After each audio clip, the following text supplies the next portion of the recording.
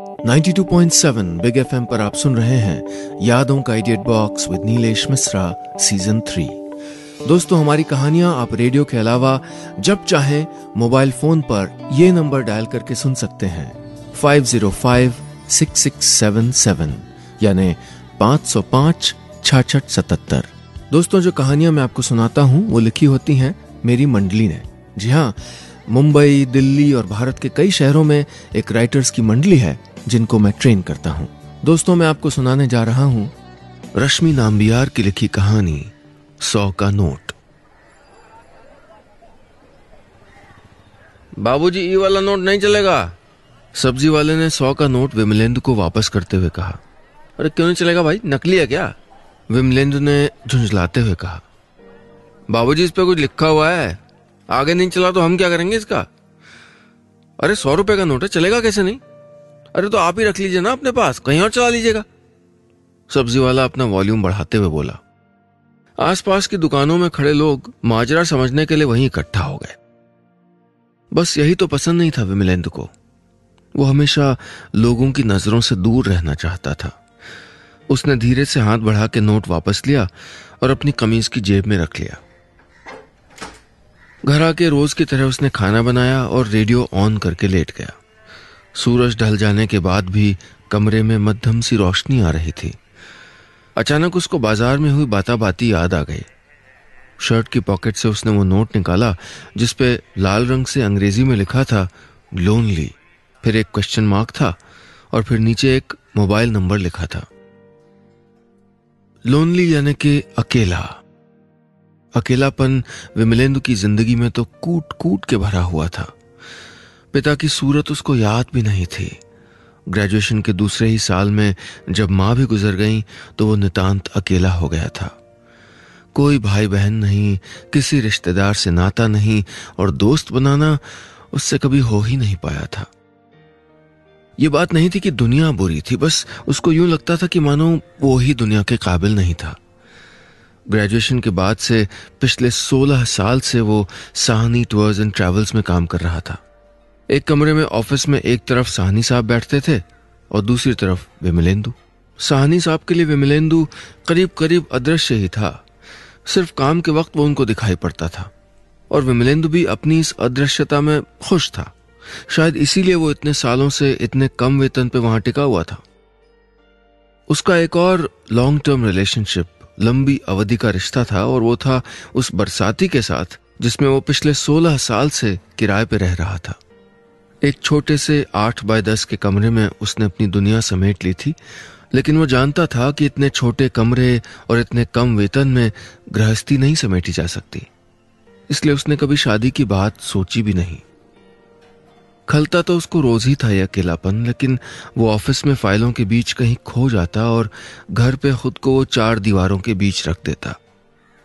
साहसी हालात से लड़ते हैं, कायर भागते हैं और आम आदमी हालात से समझौता करके वक्त के चरखे पे उम्र की सूत काटता रहता है। विमलेंदु भी एक ऐसा ही जुलाहा बन चुका था। अब विमलेंदु पिछले 10 मिनट से उसी नोट को ताके जा रहा था। उसने कई किस्से पढ़े थे अखबारों में जहां लोगों के अकेलेपन का फायदा उठा के उनको लूट लिया जाता था। कहीं ये भी तो कुछ ऐसा नहीं है? एक पल को उसके मन में यह सवाल उठा।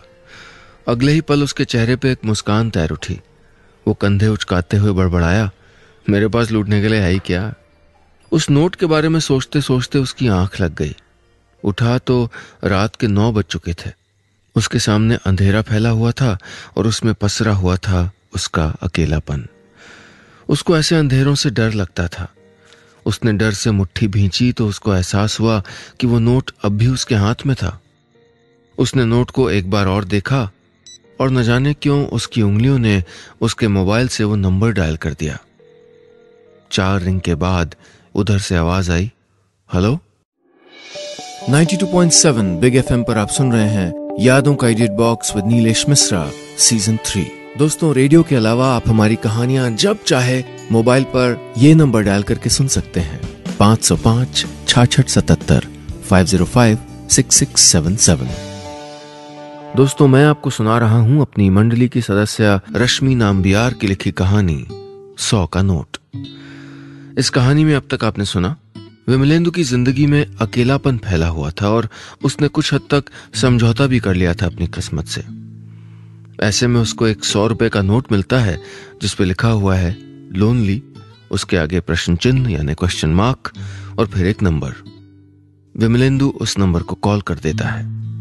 अब आगे।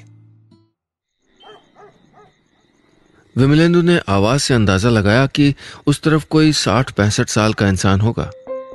हेलो, फिर से आवाज आई। ओ हाँ, वो 100 रुपए के नोट पे आपका नंबर था। विमलेंदु हड़बड़ाते हुए बोला। अच्छा वो क्या नाम है आपका? उस व्यक्ति ने पूछा। विमलेंदु शर्मा। क्या करते हो? एक प्राइवेट कंपनी में नौकरी। विमलेंदु ने अनमना होकर कहा। अच्छा, घर पे कौन कौन है? उस आवाज ने बड़ी नरमी से पूछा। विमलेंदु को उसकी जिंदगी के बारे में सवाल पूछने वाले लोग बिल्कुल पसंद नहीं थे। वैसे अंतिम बार उससे इतने पर्सनल सवाल 10 साल पहले सेंसस वालों ने पूछे थे। उसका मन हुआ एक बार कि वो कॉल काट दे, लेकिन कुछ तो था उस आवाज में जिसने उसको कॉल काटने से रोक दिया। जी कोई नहीं मेरे घर पे, विमलेंदु ने यूं कहा मानो उसको ये चैप्टर बंद करने की जल्दी हो। ओह अच्छा, आज गर्मी कितनी है ना? उस व्यक्ति ने टॉपिक बदलते हुए कहा। जी है तो, लेकिन सर आप कौन हैं? और ये विमलेंदु अपना सवाल पूरा कर पाता उससे पहले वो सज्जन बोल पड़े। मेरा नाम रमाकांत है, मैं यही नेहरू नगर में रहता हूं। वैसे आपके यहाँ लाइट जाती है क्या? जी जाती तो है, मगर कभी कभार 1-2 घंटे के लिए, विमलेंदु ने कहा। दोस्त बुरा मत मानना, लेकिन मैं तुमको तुम कहूंगा। और उसी सांस में बिना विमलेंदु की सहमति का इंतजार किए रमाकांत ने पूछा, तुम्हारे घर खाना कौन बनाता है? एक अजनबी के मुंह से दोस्त कहे जाने पर विमलेंदु को कुछ अजीब सा लगा, मानो उसके सीने के बाईं ओर कुछ हलचल सी हुई हो। मैं खुद ही बनाता हूं, उसने धीमे से कहा। आहा, खाने में क्या पसंद है तुम्हें? रमाकांत ने तुरंत पूछा। यह सवाल सुनते ही विमलेंदु को लगा मानो उसके गले में एक बड़ा सा गोला अटक गया हो। मां के जाने के बाद पिछले 17 सालों में किसी ने उससे सवाल नहीं पूछा था। खीर उसको बहुत पसंद थी। उसको समझ नहीं आ रहा था कि क्या जवाब दे। उसके गले और आंखों में दर्द उतरने लगा था। अरे दोस्त बोलो तो, मुझे तो तिलक चौक की कचौड़ियां बहुत पसंद है, रमाकांत उधर से बोले जा रहा था। विमलेंदु को खुद को संभालने में मुश्किल हो रही थी और उसने वो कॉल काट दिया। वो रात भर सोचता रहा कि ये क्या अजीब माजरा है, क्यों कोई उसके बारे में जानना चाहेगा? उसके अकेलेपन से सामने वाले व्यक्ति को क्या मतलब? पता नहीं ये क्या खेल था। लेकिन हाँ, एक बात तो थी, उस व्यक्ति ने अनजाने में ही सही उसके मन का कोई तार छेड़ दिया था। विमलेंदु निश्चिंत था कि अब उस नंबर से उसका पीछा छूट गया, क्योंकि उसने बिना कुछ कहे ही फोन काट दिया था। लेकिन वो गलत साबित हुआ। अगले दिन शाम को 7 बजे उसी नंबर से उसको कॉल आ गया। उसने कुछ देर तो फोन बजने दिया, फिर अपना फोन स्विच ऑफ कर दिया। वैसे भी साहनी साहब और टेलीमार्केटिंग वालों के अलावा कोई और तो था नहीं उसका जो उसको कॉल करता। तीसरे दिन शाम 7 बजे फिर से उसी नंबर से कॉल आया। विमलेंदु ने अपना मन बना लिया था कि अगर कभी उस व्यक्ति का कॉल आया तो उससे कह देगा कि उसको उससे बात करने में कोई दिलचस्पी नहीं है। अपने मन में बनाए डायलॉग को बोलने के लिए जैसे ही उसने फोन उठाया, उधर से आवाज आई, अरे दोस्त कहां चले गए थे, एक चुटकुला सुनोगे? फिर से बिना उसकी सहमति का इंतजार किए रमाकांत ने एक चुटकुला सुना डाला।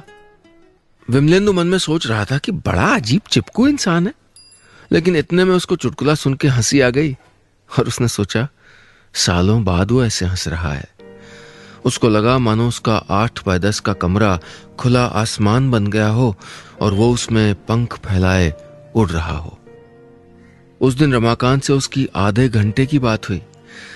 ज्यादातर समय वो रमाकांत के सवालों का ही जवाब दे रहा था, लेकिन उस दौरान वो रमाकांत से कोई सवाल नहीं पूछ पाया, बल्कि रमाकांत ने उसको कोई सवाल पूछने का मौका ही नहीं दिया।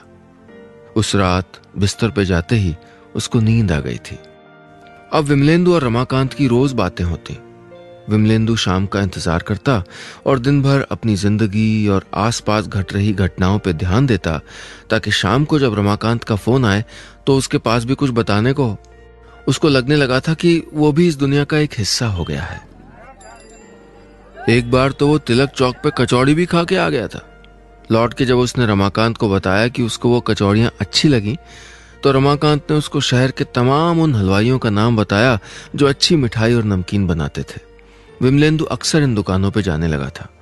उसके जीवन में एक अनजाना सा रंग भरने लगा था। 3 महीने यूं ही चलता रहा। फिर एक दिन शाम को 6 बजे उसके दरवाजे पर दस्तक हुई। उसने खोला तो सामने एक सज्जन खड़े थे। आप विमलेंदु शर्मा हैं? जी कहिए। मैं रमाकांत साहब का वकील हूं। उन्होंने आपके लिए ये 1 लाख रुपए का चेक भेजा है। 92.7 बिग एफएम पर आप सुन रहे हैं यादों का edit box with Nilesh Mishra season 3। दोस्तों, रेडियो के अलावा आप हमारी कहानियां जब चाहे मोबाइल पर ये नंबर डायल करके सुन सकते हैं 505 66 77 505 6677। दोस्तों, मैं आपको सुना रहा हूं अपनी मंडली की सदस्य रश्मि नाम्बियार की लिखी कहानी 100 का नोट। इस कहानी में अब तक आपने सुना, विमलेंदु 100 के नोट पे लिखे नंबर पे कॉल करता है और रमाकांत अपनी बातों से उसके मन के तार छेड़ जाता है। अब रमाकांत और विमलेंदु की बातें रोज होने लगती हैं और विमलेंदु के नीरस जीवन में कुछ रंग भरने लगते हैं कि तभी एक दिन रमाकांत का वकील 1 लाख रुपए का चेक उसके घर ले आता है। अब आगे। विमलेंदु ने लिफाफा खोला तो उसमें से 1 लाख रुपए का एक चेक और एक चिट्ठी थी।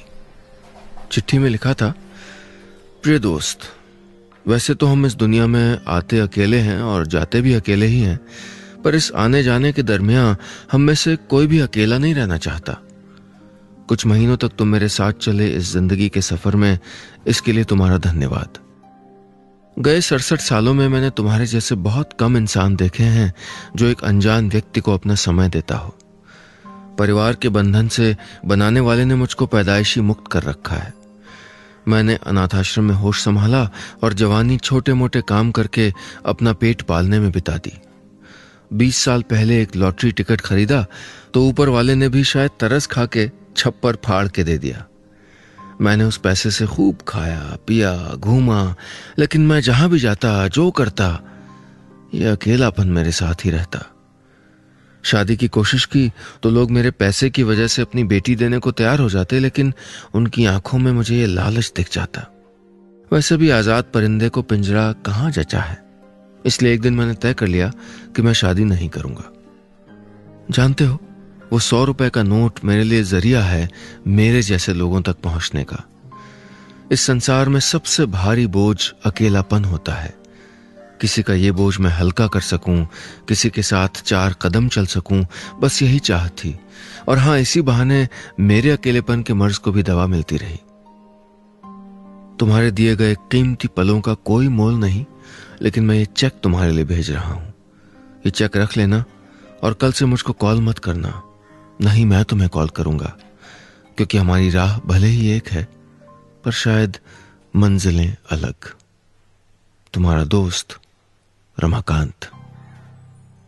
अंतिम पंक्तियों ने विमलेंदु को हिला दिया। उसने वकील से कहा, यह कैसा क्लॉज है कि कल से हम दोनों की बातें नहीं होंगी? अरे मुझे नहीं चाहिए ये 1 लाख रुपए, जाके रमाकांत जी को वापस कर दीजिए। बात करें या ना करें ये अब उनकी मर्जी है, लेकिन मैं ये चेक नहीं ले सकता हूं। वकील ने कहा, 1 लाख बहुत बड़ी रकम होती है, एक बार फिर से सोच लीजिए। अभी तो मैं चलता हूं, अगर आपका मन बदल जाए तो मुझे कॉल कर दीजिएगा, ये है मेरा नंबर। वकील अपना कार्ड थमा के चला गया। विमलेंदु के लिए यह रिश्ता कोई मौसमी फसल नहीं था जिसको काट के वो अपना पेट भर लेता। उसको तो ये रिश्ता एक घना छायादार पेड़ सा लगता था जिसके नीचे बैठ के वो कुछ पल सुकून के गुजारता था। लेकिन वकील ने भी सच ही कहा था, 1 लाख कोई कम रकम नहीं होती। विमलेंदु रात भर बेचैनी में बिस्तर पे करवटें बदलता रहा। सुबह होते ही उसने वकील को फोन किया। 92.7 बिग एफएम पर आप सुन रहे हैं यादों का edit box with Nilesh Mishra season 3। दोस्तों, रेडियो के अलावा आप हमारी कहानियां जब चाहे मोबाइल पर ये नंबर डायल करके सुन सकते हैं 505 66 77 505 6677। दोस्तों, मैं आपको सुना रहा हूं अपनी मंडली की सदस्य रश्मि नाम्बियार की लिखी कहानी 100 का नोट। इस कहानी में अब तक आपने सुना, वकील विमलेंदु को उसके लिए 1 लाख रुपए का चेक थमाता है और साथ ही रमाकांत द्वारा लिखी गई चिट्ठी भी देता है, जिसमें रमाकांत अपने जीवन की कहानी बता रहा है। चिट्ठी में रमाकांत विमलेंदु से वो चेक रख लेने को कहता है और ये भी कहता है कि वो उससे आगे बात नहीं करेगा। विमलेंदु रात भर परेशान रहता है और फिर वकील को फोन करता है। अब आगे। क्यों विमलन बाबू, आपने मन बदल लिया क्या? वकील ने पूछा। नहीं, मुझे रमाकांत जी का पता चाहिए, विमलेंदु ने दृढ़ स्वर में कहा। मैं नहीं दे सकता, वकील ने हिचकिचाते हुए कहा। मुझे चाहिए उनका पता। उन्होंने मेरा पता तो ले लिया पर अपना नहीं दिया। गिव एंड टेक, ये तो उन्हीं का बुनियादी उसूल है ना। विमलेंदु की आवाज की दृढ़ता ने वकील को चौंका दिया। उसे लग रहा था कि विमलेंदु बिना पता लिए मानेगा नहीं। D/61 नेहरू नगर, धन्यवाद, कह के विमलेंदु ने फोन रख दिया। विमलेंदु समझ गया था कि रमाकांत आइंदा न उसको कॉल करेगा और न उसकी कॉल लेगा। बस अब एक ही रास्ता था कि वो रमाकांत से मिलकर उसको समझाए कि रमाकांत उसके जीवन का कितना अहम हिस्सा बन चुका था और वो उस हिस्से को खाली करने की बात सोच भी नहीं सकता था। सारा दिन वो बस उस चिट्ठी के बारे में सोचता रहा। सोच रहा था कि रमाकांत का जीवन भी उसके जीवन की तरह रहा होगा, बस दोनों में फर्क था तो उनकी आर्थिक स्थिति का। शाम को हल्की बारिश शुरू हो गई थी। ऑफिस से निकल के वो ढूंढते हुए D/61 नेहरू नगर पहुंच गया। कॉल बेल बजाया तो पैजामा कुर्ता पहने एक वृद्ध सज्जन ने दरवाजा खोला। उनके चेहरे पर गंभीरता थी। इससे पहले कि विमलेंदु कुछ बोल पाता, वो बोले, मैं रमाकांत हूं, तुम विमलेंदु हो ना? विमलेंदु ने सहमति में सर हिला दिया। रमाकांत ने उसको अंदर बुलाया और सोफे पे बैठने का इशारा किया। विमलेंदु घर के चारों ओर नजर दौड़ा रहा था। घर का कोना कोना करीने से सजाया हुआ था। मैं जानता था तुम वो 1 लाख रुपए नहीं लोगे, रमाकांत ने उसके ऑब्जर्वेशन में दखल अंदाजी करते हुए कहा। फिर आपने वो क्यों भेजा था? क्या आप वाकई नहीं समझ सके कि आप मेरे लिए कितने महत्वपूर्ण हैं? आप मेरी आदत बन चुके हैं और मुझको नहीं चाहिए इस आदत से छुटकारा। मैं नहीं जानता कि आपकी क्या मजबूरी है कि आप खुद को मुझसे इन पैसों के बदले काटना चाहते हैं, लेकिन मैं इतना मूर्ख और असंवेदनशील नहीं हूं कि पैसों के बदले मैं इस दोस्ती के छायादार पेड़ को काट दूं। विमलेंदु गुस्से में बोलता तो जा रहा था, लेकिन उसकी आंखें नम हो रही थीं। रमाकांत उसके सामने बैठ के उसको एकटक देखे जा रहे थे। अचानक उन्होंने आगे बढ़ के विमलेंदु का हाथ अपने हाथों में लिया और बोले, माफ करना दोस्त, गलती हो गई। आगे से जब चाहो तुम मेरे पास आ सकते हो। उस शाम दोनों के स्नेह की बारिश में उनके बीच खड़ी औपचारिकता की दीवार ढह गई। अब रोज विमलेंदु ऑफिस से निकलते ही रमाकांत के घर पहुंच जाता। दोनों मिलकर चाय पीते और कभी ढेर सारी बातें करते तो कभी बस चुपचाप बैठ के कोई किताब या अखबार पढ़ते रहते। पता नहीं कितने महीनों तक यूं ही चलता रहा। अब रमाकांत के घर की जमीन के रेगिस्तान पे हरी धूप उगाई थी। एक दिन ऑफिस में साहनी साहब ने कहा, विमलेंदु कल तुम भोपाल चले जाओ, एक पेमेंट कलेक्ट करना है, 3 दिन में वापस आ जाओगे। शाम को उसने रमाकांत को ये बात बताई। रमाकांत ने उसको भोपाल में देखने लायक जगहों की लिस्ट थमा दी। अगले दिन सुबह जब विमलेंदु उठा तो पता नहीं क्यों उसको अजीब सी बेचैनी हो रही थी। 9:30 बजे वो स्टेशन पहुंच गया, लेकिन उसको ट्रेन में बैठने का बिल्कुल मन नहीं था। पहले भी वो इस शहर से बाहर गया था, लेकिन ऐसा उसको कभी नहीं महसूस हुआ था।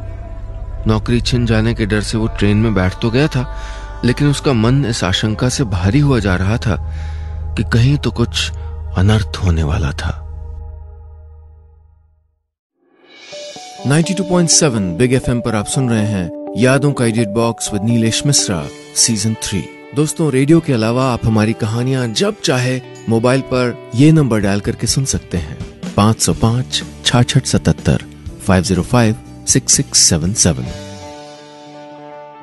दोस्तों, मैं आपको सुना रहा हूं अपनी मंडली की सदस्य रश्मि नाम्बियार की लिखी कहानी 100 का नोट।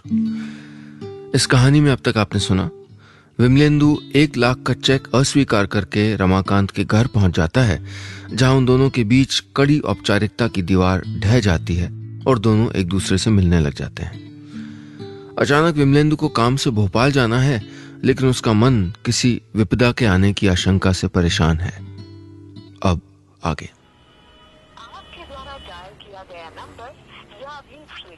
रात को भोपाल पहुंचते ही विमलेंदु ने रमाकांत को फोन किया तो फोन स्विच्ड ऑफ आया।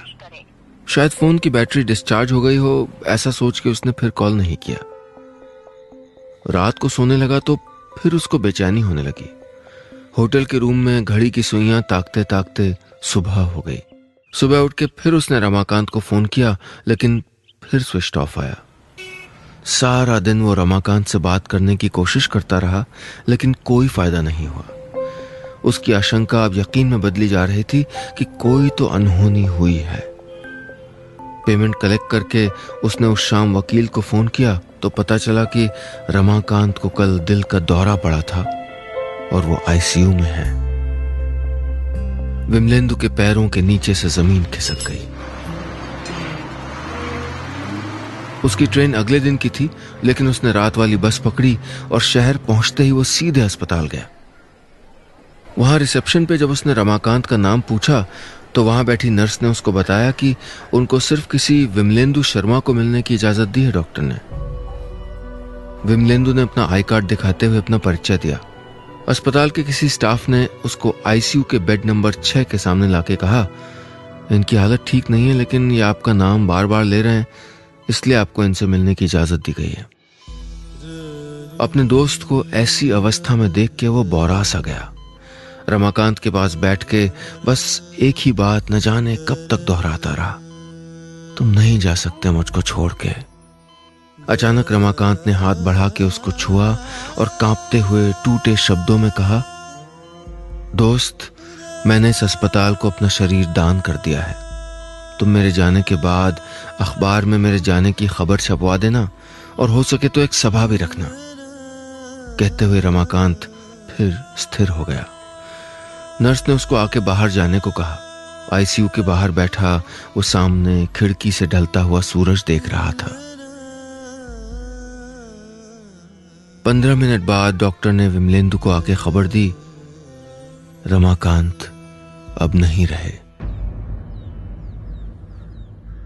खिड़की के बाहर सूरज ढल चुका था।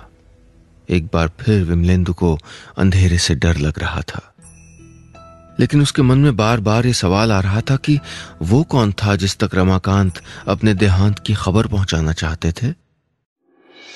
92.7 बिग एफएम पर आप सुन रहे हैं यादों का edit box with Nilesh Mishra season 3। दोस्तों, रेडियो के अलावा आप हमारी कहानियां जब चाहे मोबाइल पर ये नंबर डायल करके सुन सकते हैं, 505 6677 505 6677। दोस्तों, मैं आपको सुना रहा हूं अपनी मंडली की सदस्य रश्मि नाम्बियार की लिखी कहानी 100 का नोट। इस कहानी में अब तक आपने सुना, विमलेंदु के भोपाल यात्रा के दौरान यहां रमाकांत को दिल का दौरा पड़ता है।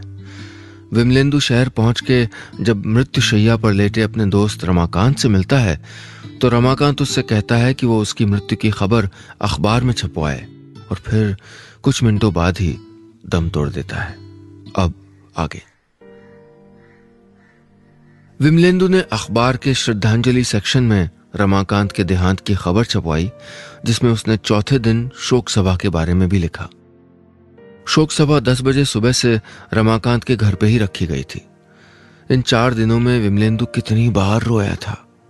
उसको अपनी मां की और रमाकांत की बहुत याद आ रही थी। एक बार और उसको अपनी दुनिया बिखरती हुई सी लग रही थी, और वो इस बार भी अकेले था। कोई नहीं था उसके कंधे पे हाथ रखने वाला।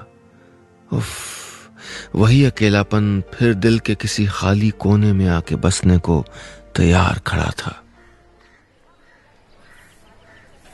उसने सुबह सुबह जाके रमाकांत के घर के सामने वाले कमरे में गद्दी डाल के उस पर सफेद चादर बिछा दी। टेबल पे एक छोटे से फ्रेम में रमाकांत की फोटो लगा दी। उसके सामने बैठ के पंडित जी गीता का पाठ कर रहे थे। उसको बस इंतजार था अब तो उस व्यक्ति का जिस तक रमाकांत अपनी मौत की खबर पहुंचाना चाहते थे। 10 बजे एक 24-25 साल का नवयुवक खुले दरवाजे से अंदर आया। विमलेंदु ने हाथ जोड़कर युवक को गद्दी पर बैठने का इशारा किया। पंडित जी गीता का पाठ किए जा रहे थे।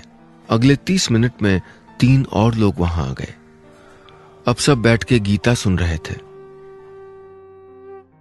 पाठ खत्म होते ही विमलेंदु ने उठ के कहा, मैंने ही रमाकांत जी के देहांत के बारे में अखबार में छपवाया था।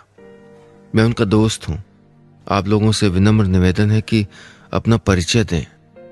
सबसे पहले आए हुए युवक ने अपना गला साफ करते हुए कहा, रमाकांत जी मेरे भी मित्र थे, बहुत अच्छे इंसान थे।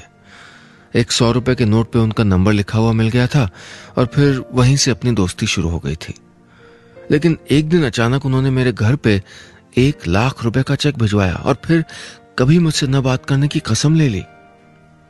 दूसरे, तीसरे और चौथे व्यक्ति का भी यही परिचय था और सबकी कहानी एक थी। विमलेंदु को समझ में आ रहा था कि उस नोट के जरिए कई लोग रमाकांत के दोस्त बने थे, लेकिन उसको अब भी यह नहीं समझ आ रहा था कि अखबार में खबर छपवाने के लिए क्यों कहा था रमाकांत ने। तभी हड़बड़ाते हुए वकील अंदर आया और उसने एक बड़ा सा लिफाफा विमलेंदु को थमा दिया। यह आपकी अमानत है। महीना भर पहले बाबूजी ने इसको मुझे दिया था और कहा था कि जब उनको कुछ हो जाए तो मैं ये आप तक पहुंचा दूं। खोलकर देखा तो उसमें रमाकांत की वसीयत थी। उसमें उन्होंने अपनी सारी जायदाद विमलेंदु के नाम कर दी थी और साथ में फिर से एक चिट्ठी थी। जब ये चिट्ठी तुम पढ़ रहे होगे तब तक शायद तुम मेरे कई और दोस्तों से मिल चुके होगे। क्योंकि वो अच्छे लोग हैं इसलिए मुझे उम्मीद है कि मेरी खबर सुन के वो लोग जरूर आएंगे। जो 4 कदम साथ चले वो दोस्त बन जाता है और जो अंत तक साथ चलता है वही होता है सच्चा साथी। तुम ही तो मेरे सच्चे साथी हो। वो सब कुछ जो मेरा था वो तो उसी दिन तुम्हारा हो गया था जिस दिन तुमने मेरे घर की डोरबेल बजाई थी। ये वसीयत तो बस एक कानूनी कागज है। तुमने एक बार कहा था ना कि वो 100 रुपए का नोट तुमने अपने संदूक में रख दिया है। मेरी आखिरी इच्छा यही है कि तुम उस नोट को फिर से किसी को दे देना और मेरा मोबाइल नंबर मेरी निशानी समझ के अपने पास रख लेना। खुश रहना दोस्त, हमेशा। अलविदा। विमलेंदु की आंखें नम थीं और वो रमाकांत की फोटो के सामने जलते दिए को देख रहा था। अब उसे अंधेरे से कोई डर नहीं था। बस इतनी सी थी ये कहानी, इसी थी ये कहानी, इसी थी